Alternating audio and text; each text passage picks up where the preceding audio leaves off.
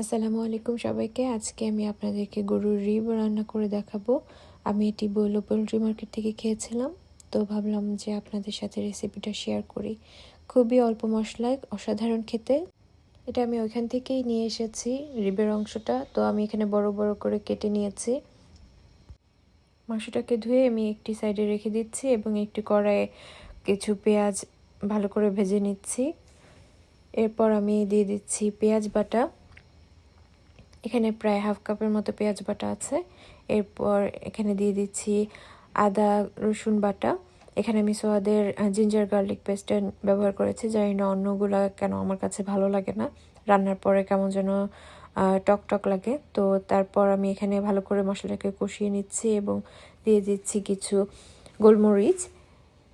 এরপর জিরার গুঁড়া। এখানে আমরা হলুদ মরিচের গুঁড়া এগুলো কিছু ইউজ করব না। এখন মাংসটাকে ভালো করে কষিয়ে এখানে লবণ দিয়ে দিব স্বাদ অনুযায়ী।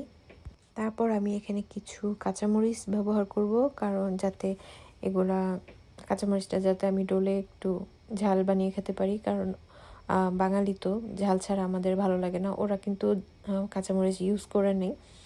তারপরে আমি এখানে বেশি করে পানি দিয়ে দিব যাতে মাংসটা একদম সফট হয়ে যায়। এখানে আমি কিছু কালো গোলমরিচের গুঁড়াও দিয়ে দিচ্ছি এবং এখানে আমি 3 রকম ক্যাপসিকাম নিয়েছি। আমি এখানে 2 রকমই দিব।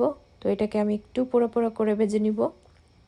তারপরে এই ঝোলটা যখন টেনে আসবে, আমি এখানে প্রায় 4 ঘন্টার মতো জাল করেছি। জাল করার পর এটা যখন অনেকটা টেনে আসছে, মাংস আর ঝোলটা সমান সমান হয়ে গেছে, তারপর আমি ক্যাপসিকামটা দিয়ে দিছি আর কিছু ঘি উপর থেকে দিয়ে দিছি। টার্কিশ রান্নাগুলোতে কিন্তু তেলটা অনেকটা ভাসে।